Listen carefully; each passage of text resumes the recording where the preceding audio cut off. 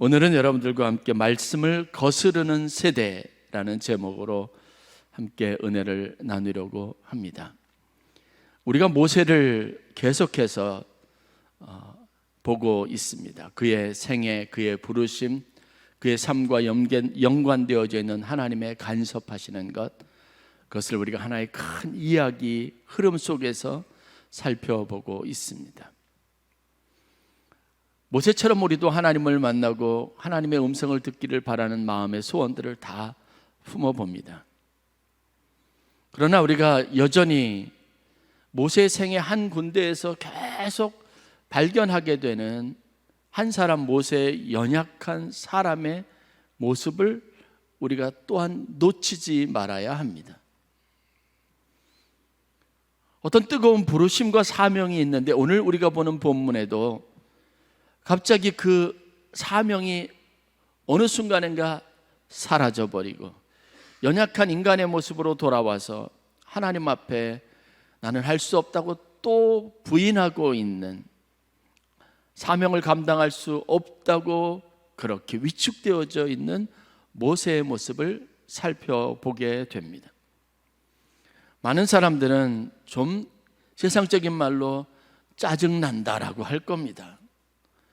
업앤다운 계속 반복해서 이제는 좀 성숙하고 가장 완벽한 지도자의 모습을 갖추었다 싶으면 또 별것 아니고 아무것도 아닌 평범한 사람처럼 보이는 이런 모세의 인생의 굴곡에 대해서 실망하는 마음을 가질 수도 있습니다. 그러나 그럼에도 우리는 모세를 살펴보면서 특별히 오늘 본문을 통해서 한 가지 간과할 수 없는 중요한 사실에 대한 묵상을 할 수 있어야 합니다. 모세는 그 독특한 시대의 독특한 환경 속에서 하나님의 부르심을 받은 사람이라는 사실입니다.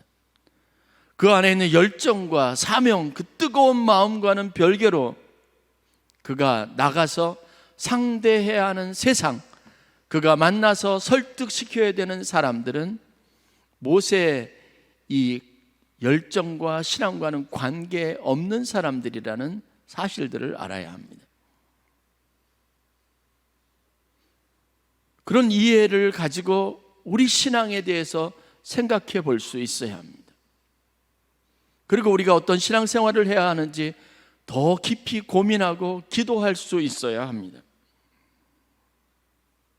성경을 보면 하나님의 말씀에 잘 반응하고 아멘하고 하나님이 어떤 불러일으키는 성령의 역사하심과 어떤 말씀의 환경 속에서 많은 민족과 많은 사람들이 하나님께로 돌아오고 그들이 순종하고 그들이 하나님 주시는 은혜를 받고 변화되는 모습을 보여주는 이야기들을 보게 됩니다. 그런데 성경은 그것과 거의 같은 비중으로 말씀을 거역하는 사람들, 하나님의 말씀에 귀를 기울이지 않는 사람들에 관한 이야기도 기록하고 있습니다. 신앙인으로서 우리들은 하나님과 영적인 관계에 대해서 늘 고민하고 생각해야 하지만 우리가 현실에 발을 딛고 살아가고 있는 이 세상에 대한 관심도 놓을 수가 없습니다. 그래서 모세의 행동이나 그가 내린 선택, 그의 삶을 바라볼 때마다 항상 그의 신앙뿐만 아니라 그가 살아야 하는 당시의 시대적인 상황에 대한 이해를 항상 가지고 있어야 합니다. 신앙생활 잘 못하는 사람들에 대해서 너무 비판적인 마음을 갖지 마십시오. 그 속을 들여다보면 그렇지 못할 만한 상황이 있습니다. 오늘 모세도 6절부터 8절까지 말씀을 보면 하나님이 그에게 구체적으로 전하라고 하신 메시지를 가지고 이스라엘 백성들 앞에 나갑니다. 그 메시지를 여러분 자세히 살펴보면 그들의 고역, 그들의 노역, 그들의 고통받는 처지에서 하나님께서 그들을 해방시켜 주시겠다고 말씀하십니다. 그 좋은 소식, 그 희망찬 소식을 전하라고 말씀하신 겁니다. 그런데 오늘 본문 말씀을 보십시오. 9절에 보면 성경에 이런 기록이 나와 있습니다. 모세가 이스라엘 자손에게 전하나 그들이 마음의 상함과 가혹한 노역으로 말미암아 모세의 말을 듣지 아니하였더라. 그렇게 좋은 말씀, 내게 복이 되고 내게 소망이 되는 메시지를 가지고 모세가 찾아왔음에도 불구하고 그들은 모세의 말을 듣지 아니하였다라고 성경이 기록하고 있습니다. 우리가 전도할 때 좋은 소식을 가지고 나가는데 사람들이 거절하고 귀를 기울이지 않을 때 얼마나 낙심합니까? 얼마나 속상합니까? 모세는 자기의 충만함과는 다르게 그의 말에 귀를 기울일 수 없는 환경 속에 있는 세상에, 그것도 자기 동족들에게 나가서 그들의 시선을 끌고 그들의 지도자가 되어야 하는 어려운 과제가 남아 있었다는 겁니다. 여러분, 우리가 살고 있는 세상도 마찬가지입니다. 내가 아무리 은혜 받고 성령 충만해도 내가 나가는 세상, 살아야 되는 세상에는 여전히 믿지 않는 사람들, 내 신앙에 대해서 회의적인 사람들, 교회 나가는 것을 반대하는 사람들, 아예 믿음과는 거리가 먼 사람들이 넘쳐납니다. 문제는 그들에게 내가 그리스도인으로 살아야 한다는 겁니다. 모세가 지금 맞닥뜨리고 있는 상황이 바로 그런 상황입니다. 제가 중학교 3학년 때 은혜를 받고 결단을 해서요, 새벽 기도를 나갔습니다. 그때는 중학생들 교복을 입었고요, 머리 다 빡빡 머리였습니다. 중학교 3학년짜리가 새벽에, 그것도 저희 시골에서 농번기 때는요, 새벽 기도가 4시 반에 있습니다. 농번기를 벗어나는 가을 추수가 끝나고 겨울 되는 시기에는 5시에 새벽 기도가 열리는데 4시 반에 중학생짜리가 새벽에 나와서 여러분 예배를 참석한다는 게 목사님이나 어른들이 보기에 얼마나 기특하겠어요. 그러면 새벽 예배를 마치고 바깥에 나가면요, 저를 보는 목사님들도, 장로님, 권사님, 집사님들이 제 머리를 쓰다듬고 등을 두들겨주면서 너무 기특하다 그러시는 거예요. 그러면 얼마나 마음이 뿌듯하고 좋은지 몰라요. 저를 알아주는 사람들이 있으니까요. 저를 응원해주는 사람들이 있으니까요. 그런데 집에 가면 저희 부모님에게 욕을 바가지로 먹습니다. 학교 가야 할 애가 새벽같이 일어나가지고, 그렇게 깨워도 평소에는 일어나지 않던 애가 새벽에 나가가지고 교회를 갔다 오니까요, 꼴 보기 싫은 거예요. 핀잔을 받습니다. 그래서 새벽에 조용히 도망치듯이 예배에 가려고 하고 몰래 집에 들어가기를 반복해서 했습니다. 걸리면 혼나는 거죠. 그날 계속 저를 바라보는 불편한 부모님의 시선을 견뎌야만 했습니다.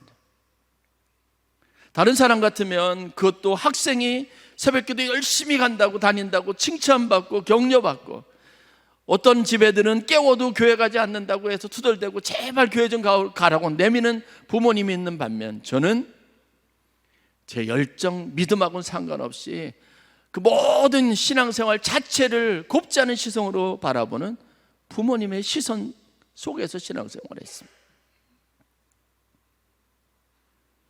누구나 여러분의 신앙생활이나 여러분들이 가지고 있는 열정이나 여러분들이 가지고 있는 사명에 대해서 응원하고 격려하고 박수 쳐주는 그런 삶이 아닙니다.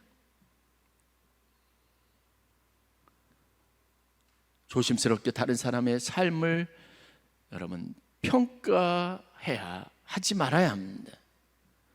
그들에 대해서 비난하는 것도 쉽게 하지 말아야 합니다. 왜냐하면 우리가 신앙생활을 하되 각각 다른 환경과 조건에서 삶 속에서 신앙생활을 하고 있기 때문에 그렇습니다.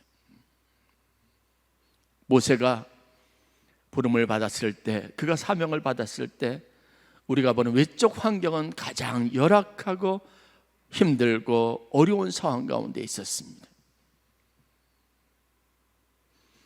아무리 하나님이 그의 인생에 개입하시고 그에게 은혜를 주시고 그에게 가슴 떨리는 사명과 말씀을 주셨다 하더라도 그가 그 말씀을 따라 살아야 하는 세상은 전혀 하나님의 일에 관심을 두지 않는 세상입니다.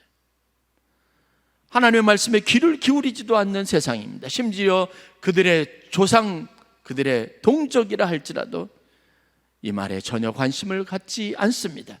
그들이 당하고 있는 현재 아픔과 고난에만 집중합니다.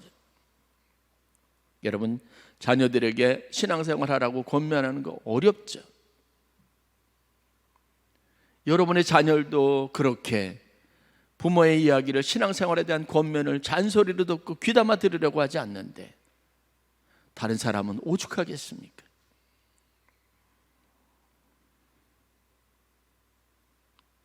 하나님의 말씀을 적극적으로 수용하고 반응하는 세대가 있는 반면 하나님의 말씀에 대해서 공개적으로 거부하는 시대가 있었습니다. 성경은 이 두 시대에 관련된 이야기들을 폭넓게 담고 기록하고 있습니다. 그러나 여러분, 우리가 분명하게 하는 것은 하나님의 말씀을 거부하는 세대가 있다 할지라도 하나님의 역사는 멈춘 적이 없다는 겁니다.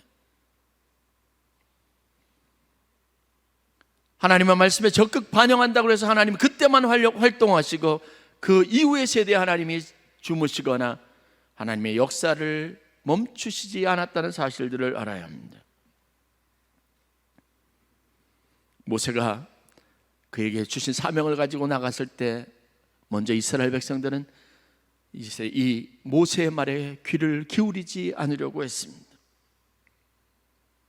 그런데 하나님은 이제 여기에 더해서 바로 왕 앞에 나아가서 하나님은 그에게 주셨던 말씀을 전하라고 말씀하시는 겁니다. 12절 말씀을 보면 모세가 자기의 이전에 상처받은 마음을 가지고 이렇게 하나님 앞에 항변합니다. 이스라엘 자손도 내 말을 듣지 아니하였거든 바로가 이제 들으리이까. 나는 입이 둔한 자니이다. 이 백성들도 나의 말을 듣지 않고 귀를 기울이지 않는데 어떻게 바로가 내 말에 귀를 기울이겠습니까? 모세는 처음에 그 당당함을 잃어버렸습니다. 조금 전까지만 해도 말씀 앞에 흥분되어져 있던 그의 자신감 있었던 태도를 다 잃어버렸습니다. 순식간에 그가 세상에 첫발을 디딛고 사람들을 상대하는 순간에 그가 낙심하고 절망한 모습으로 금방 바뀌어져 있다는 겁니다. 여러분, 이것이 우리의 모습이 아니겠습니까? 우리의 매일 같은 일상이 아니겠습니까? 충만하였지만 그 은혜가 간 곳 없이 사라져서 낙심하고 절망하기를 매일같이 하고 있지 않냐는 겁니다. 세상에 대한 이해가 분명해야 합니다. 우리가 말씀을 가지고 살아야 하는 그리스도인으로서 분명하게 인식하고 인정해야만 하는 것이 있습니다. 바로 우리에 대해서, 우리의 삶에 대해서, 우리의 신앙에 대해서 관심 없는 세상이 우리가 여전히 살아가는 환경이라는 겁니다.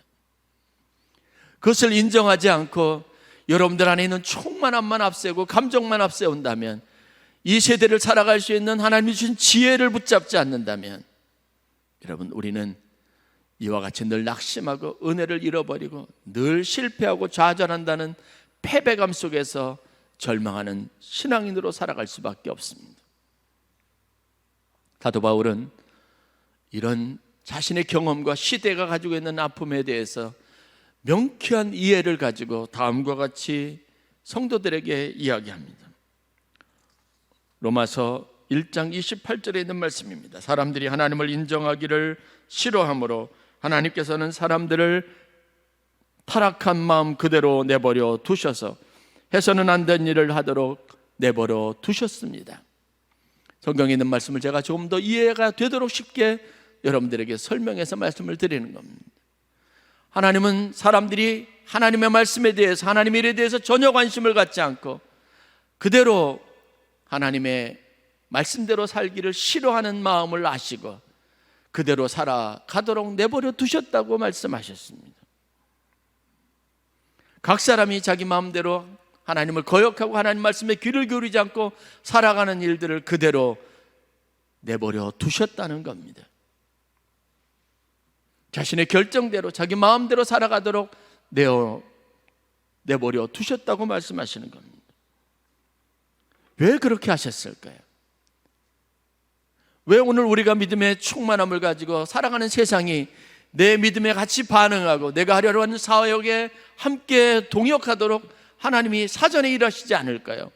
왜 모세에게 은혜를 주시고 하나님은 이스라엘 백성들의 마음을 준비시키지 않고 바로의 마음을 준비시키지 않으셨을까요?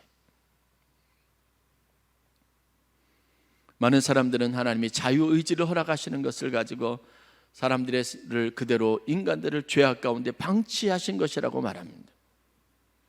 그러나 여러분, 사도 바울이 말하는 하나님의 섭리는 방치가 아닙니다.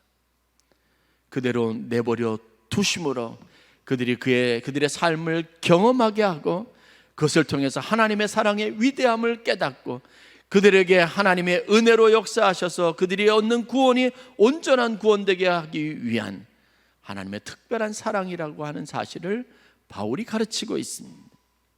탕자의 비유를 통해서 우리가 얻을 수 있는 교훈이 뭡니까? 탕자는 자기의 마음대로 자기의 삶을 선택하고 아버지에게 자신의 자유의지를 따라 살 권리를 주장합니다. 그렇게 살도록 내버려 달라고 요청을 합니다. 아버지가 그것을 허락합니다. 이해할 수 없는 일입니다. 그것부터 잘못되었다고 생각하는 사람들이 많습니다.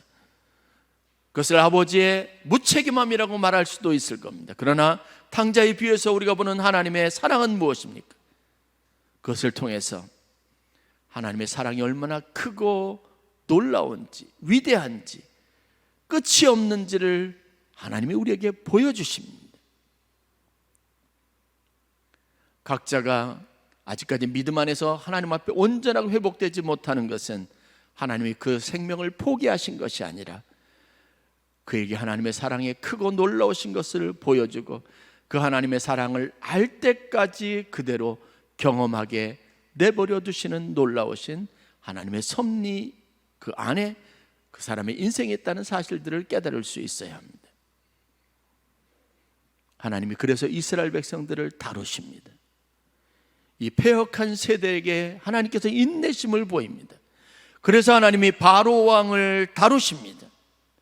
바로 왕에게 하나님 앞에 손을 들 때까지 그가 경험하게 하시는 겁니다. 하나님은 무엇이든지 우리의 마음대로 우리가 원하는 대로 하도록 내버려 두십니다. 그러나 그것을 통해서 궁극적으로 우리 인생의 가장 중요한 것이 무엇이고 이런 죄악 가운데 사는 삶이 가지고 있는 문제가 무엇인지를 깨닫게 하셔서 결국은 하나님의 사랑 앞에 무릎 꿇게 하시는 놀라우신 축복이 그분 안에 있다는 사실을 믿으시기를 주의 이름으로 간절히 축원합니다. 그러므로 여러분, 모세의 이런 경험을 통해서 우리가 하나님이 우리에게 허락하신 세상 속에서 살아가는 성도로서의 중요한 영적 태도가 무엇인지를 배우실 수 있기를 바랍니다.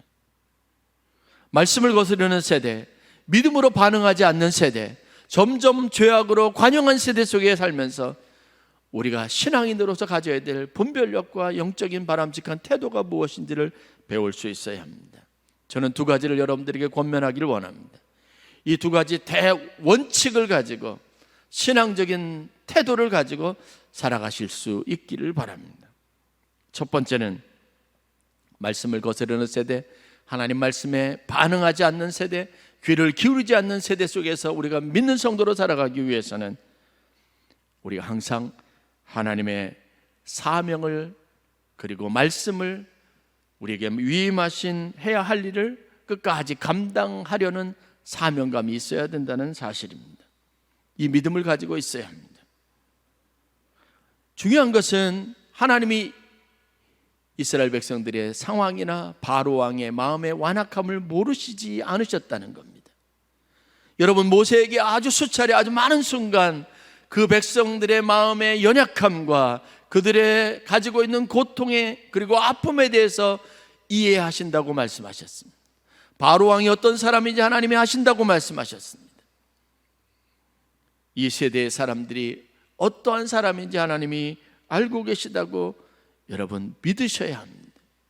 중요한 것은 그런 세대에 바로 모세를 세우시고 보내셨다는 겁니다. 우리가 살고 있는 이 환경 속에 그 조건 속에 우리를 믿는 사람으로 세우고 보내신다는 사실을 잊지 말아야 합니다. 하나님 나라의 대사 사명이 우리에게 있습니다. 여러분, 한 나라의 외교관으로서 그 외교관이 해야 할 가장 중요한 일이 뭔지 아십니까? 자기의 인적 교제를 넓히거나 자기의 사람들과의 관계 영향력을 확장시키는 일을 하는 게 아닙니다. 국가가 원하는 사업과 국가가 하려고 하는 이득에 관련된 일들을 위해서 적극적으로 사람들을 만나고 해당 국가에 있는 사람들을 설득하고 그들에게 어필하고, 그래서 자기 국가의 이익을 위해서 일하는 겁니다. 그 나라의 상황이 어떻든 우리나라의 기업이 물건을 그 시장에 팔기 위해서라면 대사든 영사든 아니면 여러분 자기가 맡겨진 일들을 위해서 최선을 다해야 하는 겁니다. 하나님 그런 열악한 조건 속에 우리를 보내셨고 우리에게 사명을 맡겨주신 겁니다. 그렇다면 우리의 일은 상황이 어렵다고 중단해야 될 것이 아니라 내가 맡겨진 일들을 거기에서 목적을 성취하기 위해서 최선의 노력을 다하는 것에 있습니다.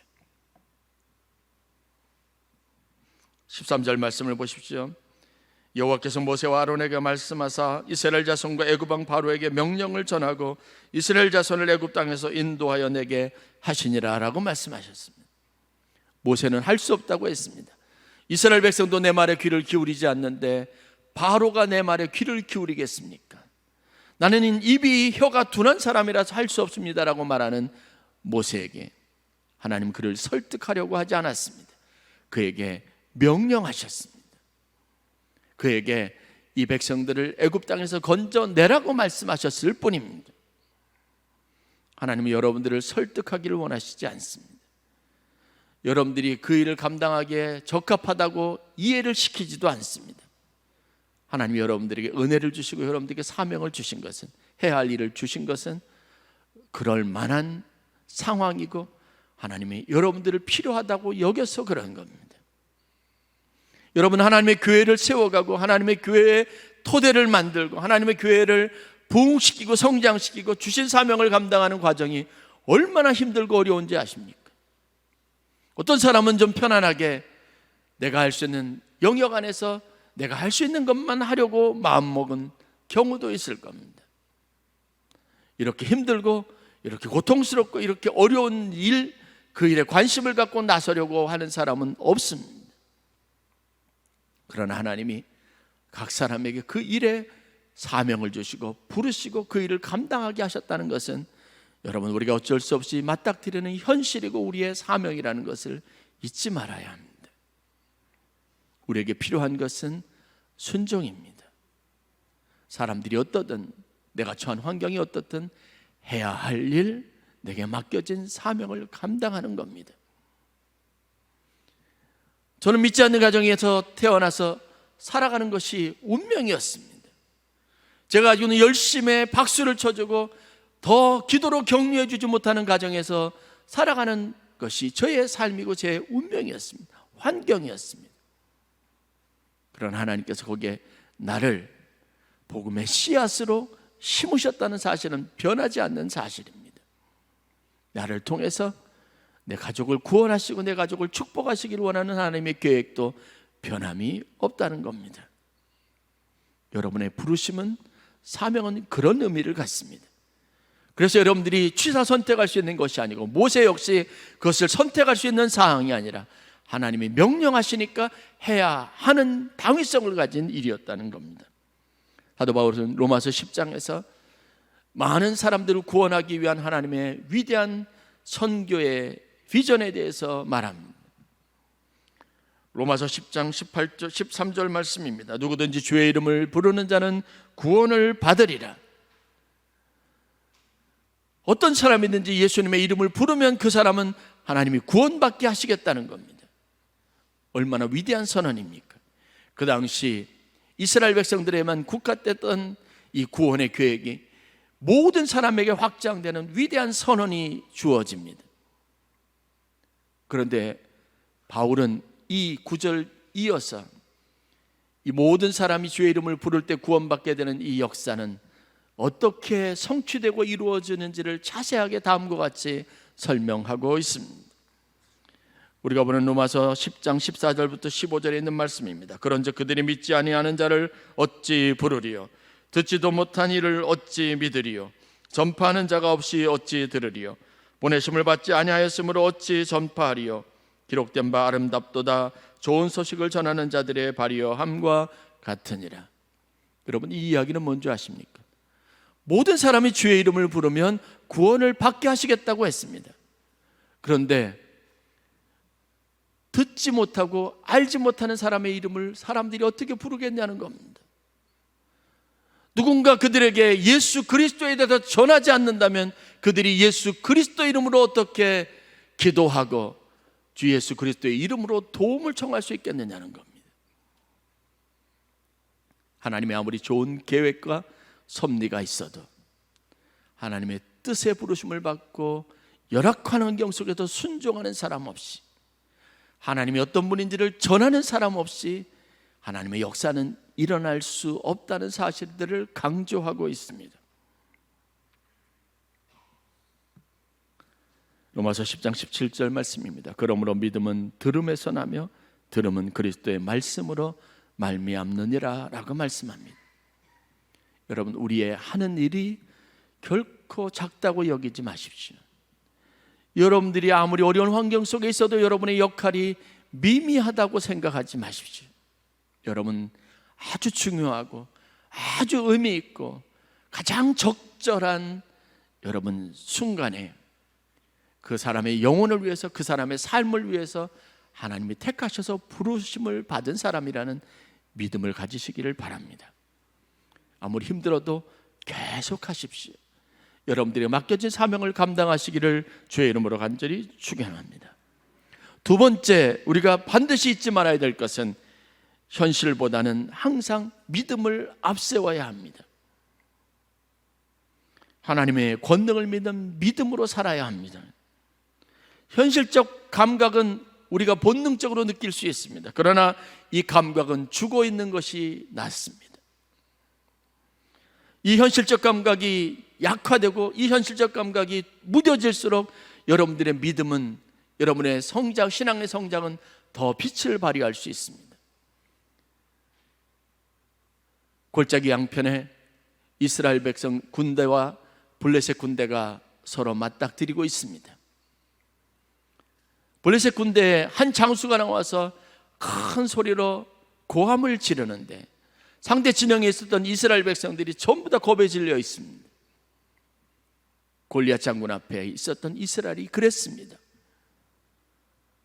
그러나 여러분, 더 정확한 현실은 무엇인 줄 아십니까? 성경의 기록에 보면 그 이전까지, 이런 상황이 있기 직전까지 블레셋 군대는 항상 이스라엘 군대에 패배했습니다. 싸워서 이긴 적이 없습니다. 그런데 지금 골리앗이라고 하는 이 큰 장수의 위험 있는 말 앞에 이스라엘의 온 진영에 있는 군사들이 다 두려워서 떨고 있는 겁니다. 그때 어린 소년이 하나 물맷돌을 들고 뛰어나갑니다. 이 다윗이라고 여러분 현실 감각이 없겠습니까? 성경에서 우리가 보는 교훈이 무엇인지 아십니까? 현실에 대한 냉철한 판단이 그 사람의 인생을 더 나은 방향으로 이끌어가지 않는다는 겁니다. 현실은 언제나 우리를 가장 보잘것없고 연약한 사람이 되게 만들 수 있다는 겁니다. 그래, 여러분, 겁없는 소년, 아예 현실 감각을 잃어버린 소년 다윗은 믿음 하나만 가지고 아무도 나서지 못하는 곳에 앞장서 나서는 담대함을 보였습니다. 아무리 스마트하고 똑똑한 시대에 가장 앞장서는 지식을 가진 사람이라 할지라도 그 사람이 가지고 있는 인생의 앞길은 여러분 믿음 안에서 열려지게 되어져 있습니다. 큰 선지자라고 하는 엘리야의 성공과 실패를 우리가 성경을 통해서 봅니다.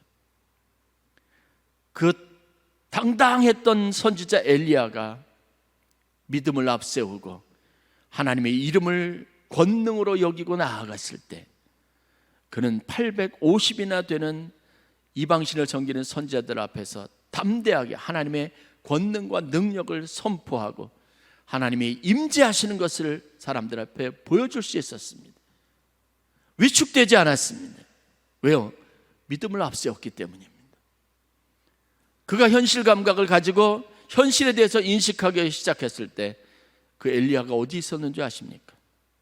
황급히 도망가서 살려고 광야 저 적막한 곳에 사람들이 아무도 자신을 알아볼 수 없는 곳까지 도망가서 피해 있었습니다. 누구의 도움도 받지 못하는 절박한 상황 가운데 있었다는 겁니다. 그때 하나님께서 엘리야에게 주셨던 말씀이 뭔지 아십니까? 너는 내가 알지 못하고 보지 못했지만 너같이 바알 신 앞에 아세라 신 앞에 절하지 않았던 7,000명이나 되는 사람이 있다는 겁니다. 여러분, 세상을 살아가면서 우리가 현실 감각보다 더 중요하게 여기는 믿음을 선물로 받은 사람이라는 사실을 알아야 합니다. 앞으로 우리 삶이 더 힘들 수 있습니다. 더 열악한 상황 가운데 있을 수 있습니다. 건강 조건도 여러분 더 나빠질 수 있습니다. 그러나 우리가 살아가는 방식은 현실에 바탕을 두고 있지만 현실에 영향을 받는 삶이 아니라 하나님이 내게 주신 믿음을 따라 사는 삶에 있다는 것을 알아야 합니다. 나이 든다는 것이 하나님의 섭리 안에서는 하나님 앞에 나아가는 복된 길이라는 걸 알아야 합니다. 냉철한 냉엄한 현실은 나이 먹는다는 것이 힘없어지고 늙어진다는 것인데 하나님은 그렇게 말하지 않습니다. 하나님의 그 크고 자비로우시고 무한하시고 영원하신 생명의 길로 나아가는 가장 복된 길이라고 말씀하셨습니다. 현실은 여러분들에게 아주 미미한 것이 되어야 합니다. 여러분들의 선택과 삶은 모세처럼 믿음에 기반을 두는 삶으로 재편될 필요가 있습니다. 두 가지 잊지 마십시오. 여러분들에게 맡겨진 사명, 계속할 수 있는 믿음을 가지십시오. 계속하십시오. 두 번째, 현실보다는 믿음을 앞세우고 살아가십시오. 앞으로 어떻게 될지는 아무도 알지 못합니다. 여러분의 마음속에는 수없이 불안한 안개와 같은 미래가 펼쳐져 있을 겁니다. 그러나 그 감정에 여러분의 인생을 내맡기지 마십시오. 하나님을 믿는 믿음으로 더 좋을 것, 더 복될 것, 더 능력 있을 것, 더 아름답게 하실 그분을 믿는 믿음으로 승리하시는 여러분이 되실 수 있기를 주의 이름으로 간절히 축원합니다.